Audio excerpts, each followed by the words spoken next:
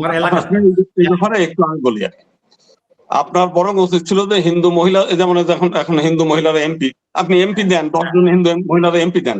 আপনি হিন্দু পরিবারের মূল সম্পত্তির বিষয়টা ভাগাভাগি না করে, আপনার তো প্রথমত বুঝতে হবে, একটু বলে নাই, আমি এমপি তো দিতে চাই, আমি বলি না যে এমপি দিব না। আপনারা দাঁড়ান, কে বলছে দাঁড়ান? আমি বলছি সংরক্ষিত মহিলার কাছে তো দাঁড়ান লাগে না, আপনি তো দিবেন না। দলগুলোর কাছে বলেন, আমি তো দল করি না, আমার বন্ধু দল করে না, আমার বন্ধু হাসিনা দল করে না। আমরা তো বলি, আমরা তো বলে যাচ্ছি, আমরা আপনার আমি প্রথমেই বলছি যে বাংলাদেশের সাম্প্রদায়িক সম্প্রীতিতে কোনো সমস্যা নেই, মানে গ্রামে সব জায়গায় ঠিক আছে, সব ভালো। কিন্তু রাজনৈতিক নেতারা চায় যে এই হিন্দু কমিউনিটি গুলোকে এখন নিষ্পেষিত করা, সে আজকে থেকে না, সেই 1947 সালে, আমি বলি 47 সালের পরে থেকেই, যখন এই প্রথমত যোগেন মন্ডলরা এই ভারতকে সাপোর্ট না করে পাকিস্তানকে সাপোর্ট করেছে। সিলেট জেলা তখন ভারতের মধ্যে ছিল, এদিকে খুলনা যশোর থেকে আরম্ভ করে সব ভারতের মধ্যে ছিল। তো এরা সাপোর্ট করে কয়েকদিন পরেই এদেরকে কিন্তু লাথি খেয়ে চলে যেতে হয়েছে ভারতে। মানে যারা একসময় কিন্তু ভারতে গিয়েও তারা নেগলেক্ট হয়েছে, যে তোমরা পাকিস্তানের পক্ষে সমর্থন করে কয়েকটা জেলা তোমরা পাকিস্তানের পক্ষে নিয়ে গেলে, ভোটাভুটিতে নিয়ে যেয়ে এখন তোমরা পাকিস্তানে থাকতে পারছো না, তোমরা এখন তোমাদের সম্পত্তি ফেলে ভারতে চলে আসছো। এখন বিষয় হচ্ছে যে পাকিস্তানের পক্ষে থাকার লাভটা হয়েছে কি? একসময় তো আমরা পাকিস্তানের পক্ষে সাপোর্ট করছি 47 সালে ভারত ভাগের সময়, আমরা ফরিদপুর যশোর খুলনা তো ভারতের মধ্যে থাকি।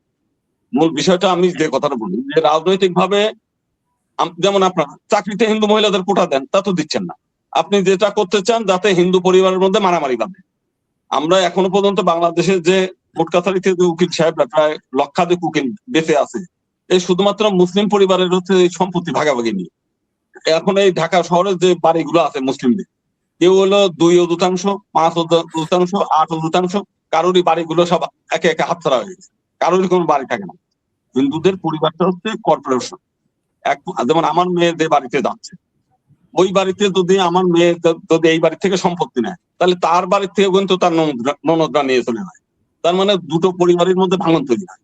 এখন আমি একটা মেয়ে বিয়ে দিলাম একটা ফ্ল্যাট দেখে, 2 দিন পরে সেই যখন আমার শ্বশুর মানে মেয়ের শ্বশুর মারা যাবে, সেই জন্য ফ্ল্যাটের অর্ধেক মালিক হয়ে যাবে তার ননদ। সেই দিন ওই পরিবারের মধ্যে ওই ফ্ল্যাটের মধ্যে ভাগাভাগি হয়, মারামারি হয়, সে পর্যন্ত কেউই থাকতে পারে না। যে কারণে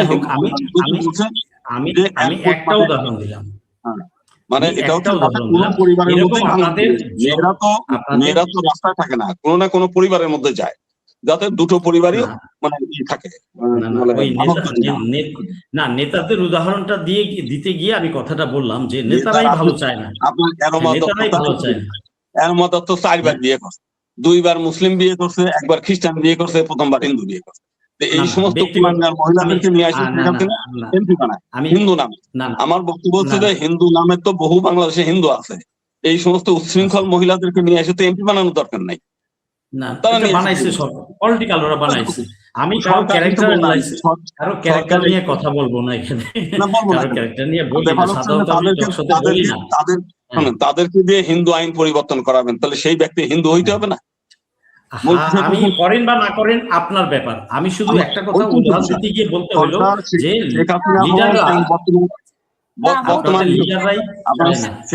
আমি তো বললাম শেখ হাসিনাও বেছে বেছে ওই লোকগুলোকে নিত। এবার আমার বিএনপির ক্ষেত্রে আমরা সেইটা দেখছি, ওই যে বললাম না ঠাকুর বাড়িতে এক মহিলা,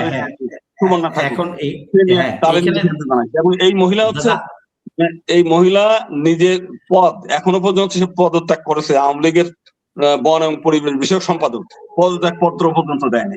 সেই মহিলাকে নিয়ে এসে সারা জীবন ধরে আওয়ামী লীগের পিছনে পিছনে ঘুরিয়ে বেড়াইছে, দেয় নাই, এখন নিয়ে এসে তারা দিচ্ছে। বাংলাদেশে বিএনপির মধ্যে হিন্দু মহিলা নাই, শত শত মহিলা তাদেরকে, সে মনে করে যে এই সমস্ত লোকগুলোকে দিলে তাদের মানে দিয়ে যা ইচ্ছা তাই করানো যাবে, এই জন্য দেয়। আমি সেই উদাহরণটা বললাম যে আপনার সম্পত্তি দিবেন না দিবেন আমি কথা বলছি, সেটাই রাজনৈতিক নেতাদের প্লাস আপনাদের মধ্যে থেকে যে যারাই নেতায় যায় তারা কিন্তু আর আপনাদের অধিকার নিয়ে কথা বলে না।